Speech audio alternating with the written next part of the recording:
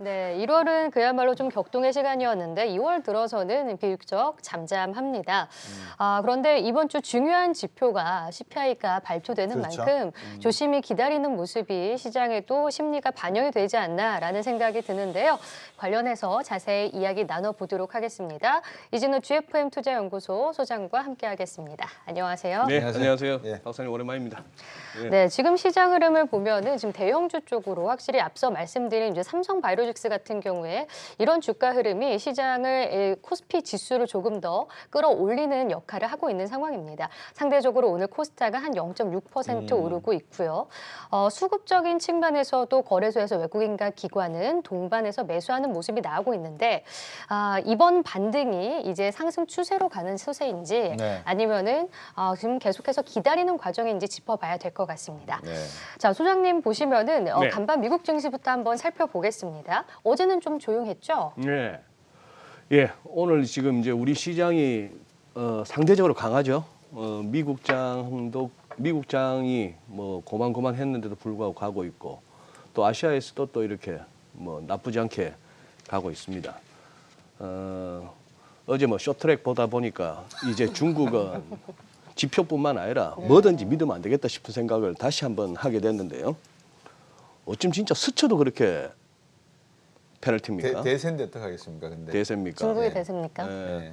어제 저 주변 사람들은 어제 마음이 많이 상했는지 예. 저희 뭐 속상하죠. 고등학교 동기들 톡방에는 어제 예. 진짜 심하게 한잔했다는.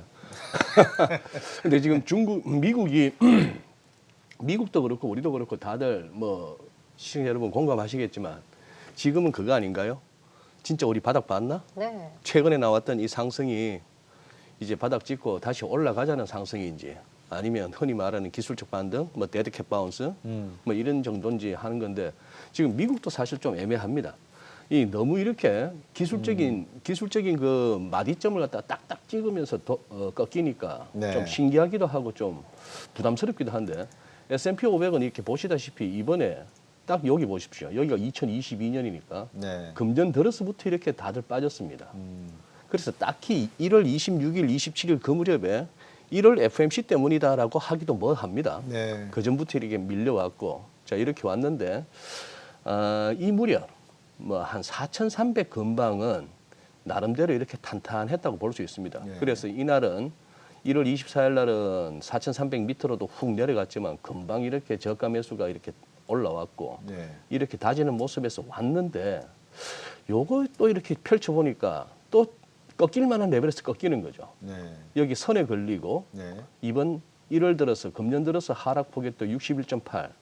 이 61.8% 정도 레벨은 올라서 줘야 이제 기술적 반등이라는 딱지를 벗고 다시 올라간다라고 얘기할 수 있는데 애매하죠. 네. 그런 상황이고 나스닥은 또 이렇게 보겠습니다. 요 이제 좀 굵게 표시한 게 200일선인데 월가에서 워낙 중시하니까 자 요때 코로나가 닥쳤던 2020년에 한번 쿵 했고 이번에도 쿵 했습니다. 네. 그러다 보니까 요 그다음 이후에 요까지의 모습은 굉장히 흡사하죠. 그렇죠. 흡사합니다. 기술적 보조 지표도 뭐 과매도 국면에서 이렇게 흡사하다 보니 또 이제 그런 기대감이 생기는 거죠. 그러면 2020년 3월 재작년 이맘때처럼 또 지금은 그러면 죽죽 타임이냐? 네. 예. 어떻게 보십니까? 여기서 앞으로 좋아질 수 있다는 거는 예. 그냥 뭐 정치하는 사람들의 결단이긴 한데 네. 이제 코로나 타령 그만하고 예. 그 손흥민 선수 경기하는 거 보셨잖아요. 미국 뭐 영국 사람들 전부 마스크를 안 하는 건 아니지만 네. 다닥다닥 붙어서 환호하면서 서로 그렇죠. 얼싸안으면서 하는 그런 모습들이 참 인상적이었는데 네. 자 그런 식으로 해서 가면은 됩니다. 네. 셰일 퍼내면 되고요. 예. 캐나다에서 넘어오는 송유관 막아놓은 거 열면 되고요. 이란 제재 풀면 되고요. 네.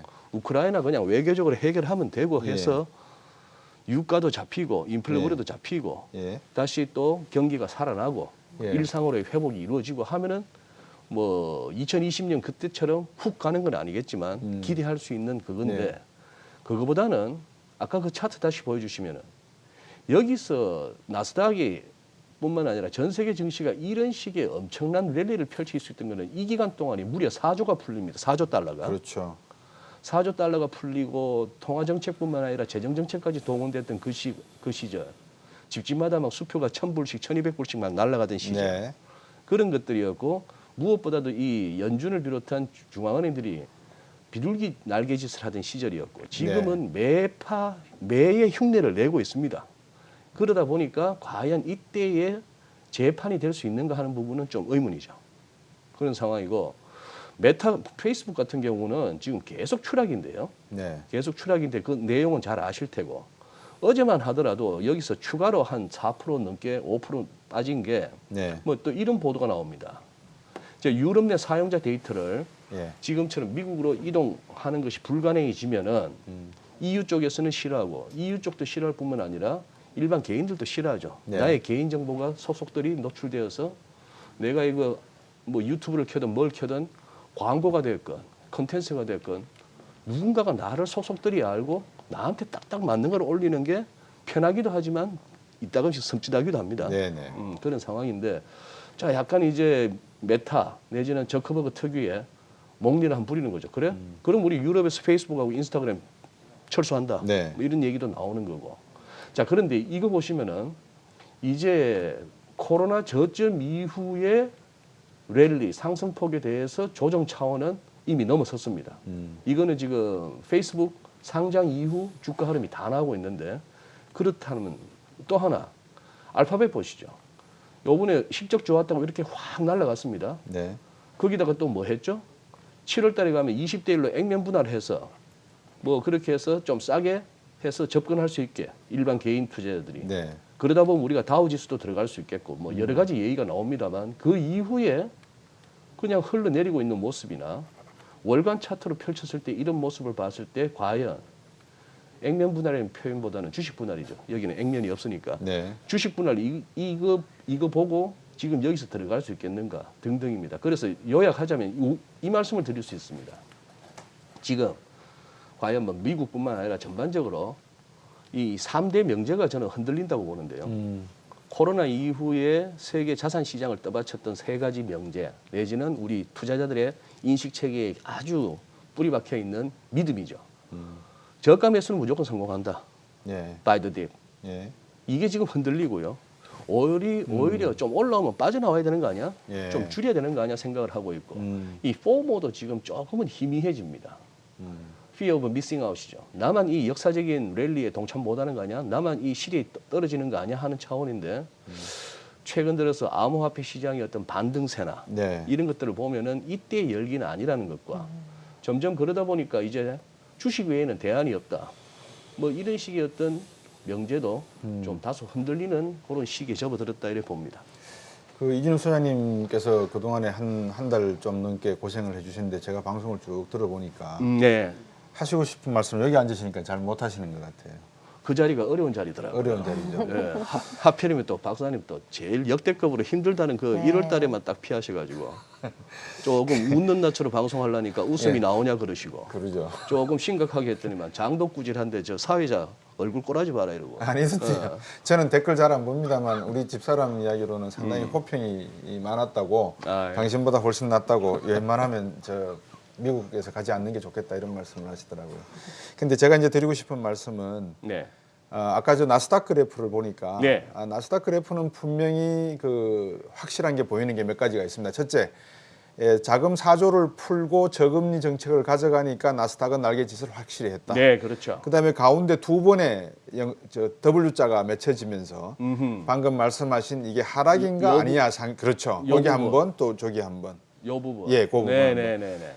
이게 하락이냐 아니야 하락 아닐까 또 한 번 또 한 번 네. 그 두 번을 거쳐서 지금까지 왔단 말입니다. 근데 최근에 와서 이제 금리 올린다 칼집에 최양호 박사님 말씀 따라 칼집에 칼을 빼는데 이게 과도인지 아니면 정말 날카로운 칼인지 네. 보는 과정인데 많은 전문가들 중에서 약간 시장을 조심하자는 쪽 그러니까는 바이 애트 딥이라고 말씀하시지는 않지만 한 번 더 기회가 올 수 있다라고 표현하시는 분들이 계세요. 그게 네. 한 3월에서 4월 정도 네, 출렁할 네, 것이다. 네. 라는 이야기가 나오는데 그 점에 대해서는 어떻게 보십니까? 그때 사야 되겠습니까? 어떻게 되십니까? 예, 그렇죠. 그러니 이제 과연 지금 이제 상황은 그거죠. 3월쯤에 가서 이제 3월 FMC에 가서 지금 온갖 소리가 다 나왔는데 네. 심지어 이제 베이비 스텝, 빅 스텝 이런 표현을 쓰면서 25bp가 아닌 50bp 가니 네. 이런 소리를 했단 말입니다.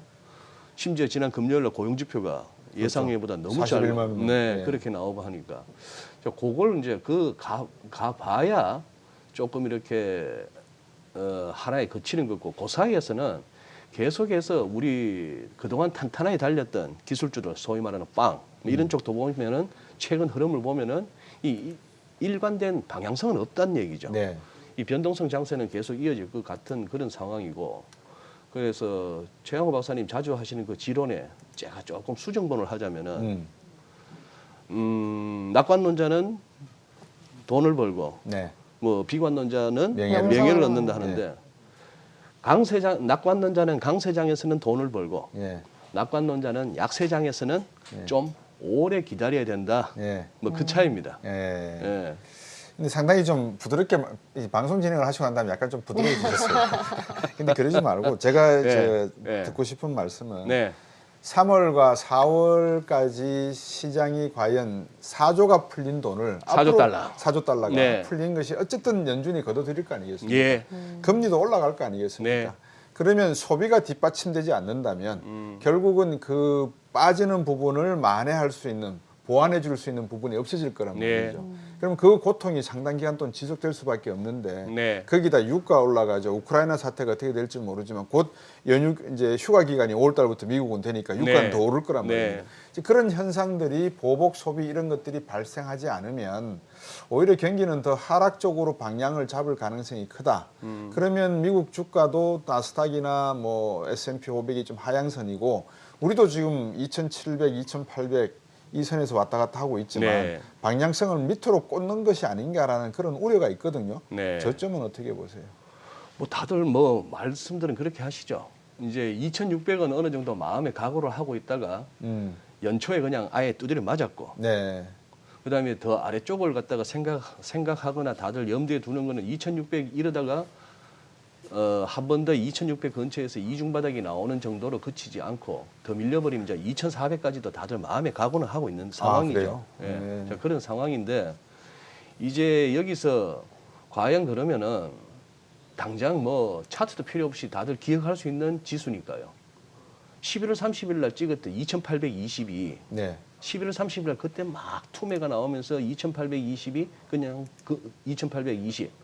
그 레벨부터 일단은 가줘야 그걸 갖다 이제 넘어서 줘야만이 그 다음에 이제 2,900을 트라이 해보고 그리고 작년 4분기 내내 얘기했던 11월, 12월 내내 얘기했던 이게 3,050은 넘어줘야 되는데 네. 하는 이겁니다. 그러니 지금 이제 우리가 2,770 라운드에서 지금 말씀드린 여기서 우리가 최근에 봤던 2,600까지도 한 160, 170포인트. 네, 그다음 위로 지금 뭐 한 3,050 그 이전에 뭐 네. 2,800 요것도 아래 위로 지금 이제 한 150 정도 안에서 이제 출렁출렁 지수는 그렇게 될 가능성이 크고요. 그리고 뭐 얌전하게 말한다고 말씀하시니까 그냥 네, 이렇게 가장 입에 담기 힘든 음모론 네, 그리고 가끔씩 이렇게 사석에서 좀 섬찟하게 들리는 얘기들. 금리 인상한다고 인플레 잡히니? 안 잡히죠. 뭐 폴 볼커 시절에 그런 어떤 극단적인 예는 있었습니다. 폴 보커 때 금리가 17.1% 했다가 나중에 19%까지 올렸었어요. 네, 금리를. 기준금리가 뭐 19%까지도 가기도 하고 했는데 금리 올린다고 인플레가 잡히겠니? 책에서는 우리가 그렇게 배웠고 다들 상식적으로 그렇게 얘기합니다만 좀 곰곰이 생각해 본다면은 금리를 올린다 그리고 돈줄을 좀 쪼은다 뭐 돈이 많이 풀려서 훅 올라간 거 제일 많이 오른 거는 주식값이고 집값이고 이런 것들이죠. 네. 예, 그런 것들이었는데 그 부분들은 조금 줄어들 수 있겠으나 그 외에 이른바 뭐 공급망 교란이 됐건 그런 쪽에 어떤 공급 쪽에서의 이런 부분으로 인한 인플레를 잡을 수 있겠느냐 하는 것과 그 다음에 갑자기 9조 달러 가까이 올라온 이놈을 팬데믹 이전에 4조 달러 아니면 금융위기 이전에 1조 달러라고 했던 그 수준까지 어느 세월에 테이프링 끝내고 어느 세월에 양적 긴축하고 그렇죠. 해서 어떻게 정상화가 되겠느냐. 예, 그래서 가끔씩 섬찟한 얘기 나오는 거 아닙니까? 그렇겠죠. 돈 태우기. 예, 돈을 어디다 실른다는 태우기가 아니고 돈을 태워버리는 예. 번아웃식 예. 버닝한다는 예. 이런 얘기들이 이렇게 슬금슬금 나온다면은 가끔씩은 그런 생각이 듭니다. 1월 27일 날 굉장히 안팡지게 이렇게 시장에 겁을 주는 듯한 파월 의장의 회견 내용이나 그리고 이번에 이거 고용지표를 왜 이렇게까지 굳이 냈을까 하는 겁니다. 요거 잠깐만 말씀드릴게요. 네네. 민간 고용 이렇게 턱없이 나왔습니다. 네. 20만 7천 개 정도 나올 줄 알았는데 30만 개 줄었습니다. 예, 20만 증가가 10만 증가로 나와도 할 텐데 이거는 마이너스였어요. 네, 근데 딱 이틀 후에 고용지표 뭐 아시다시피 한 15만 개 늘겠거니 했는데 46만 7천 개나 일자리가 확 늘었단 말입니다. 네, 그런데 거기다가 소위 말하는 경제활동 참가율이 조금 좋아졌죠. 네, 그럼 일터로 나가나? 다시? 미국은 지금 이제 꺾였다는데 확연하게 꺾였다고 있다는데 피크아웃 완전히 했다는데 이제 그러면 일자리 찾으러 가나? 우리는 지금 이러고 있고 희한합니다. 유럽은 이렇게 이런 대체로 이런 모습인데 우리하고 일본 이쪽은 또 이런 모습이에요. 그런 상황이고 자, 요 그림입니다. 뭐 다양한 한경의 김현석 기자도 이런 기사에다가 이런 그래프를 인용했습니다만 저는 요게 더 글로벌 모니터스 재인용합니다. 예, 이번에 이 고용지표를 발표하면서 이걸 발표하면서 대대적인 수정 작업이 있었습니다. 그래서 10월, 11월 같은 경우에 애초에 발표했던 것보다 훨씬 더 수정 발표하니까 좋았습니다. 네, 생각보다 좋았는데 거기다가 이번에 또 좋았던 거예요. 네, 그런데 작년 여름 같은 경우에는 애초에 이렇게 늘었다고 해놓고 이번에 수정 발표할 때는 사실 수정해보니 이렇더라 이럽니다. 이게 오히려 줄어든 게 이번 는 것보다 더 많아요. 그런 식이니까 뭐 이걸 갖다가 일일이 그 과정을 설명하기도 저조차도 완벽하게 이해가 안 될 뿐만 아니라 그냥 그러면 그런 줄 알아라. 우리가 이렇게 저렇게 수정했다. 계절적 요인까지 녹여놓았다. 이렇게 얘기하니까 그런 줄 알고요. 거기다가 인구까지도 금년 1월부터는 새로운 인구 통계 추정치를 적용하고 작년 12월까지는 옛날 통계치. 이러니까 지금 직접적인 비교가 애매합니다. 네. 다만 한 가지. 이거 갖고 뭐 하려고? 이래서 3월 달에 가서 이렇게 해가지고 고용도 진짜 좋잖아요 하면서 3월에 괜히 또 세게 나올까 봐요. 그런 걱정이 됩니다. 그래서 지금 은근히 걱정은 네, 연준이 예전처럼 이른바 연준 풋, 투자자들한테 풋옵션을 제공한다는 의미의 연준 풋, 네. 어쨌거나 시장을 달래는 연준 풋을 제공하려는 의지도 별로 안 보이고 우크라이나 관련한 그것도 백악관의 무슨 뭐 설리반 국가안보보좌관의 기자회견 내용이나 뉴스의 흐름을 보자면은 자꾸 미국이 저기서 일 터지기를 바라는 느낌이에요.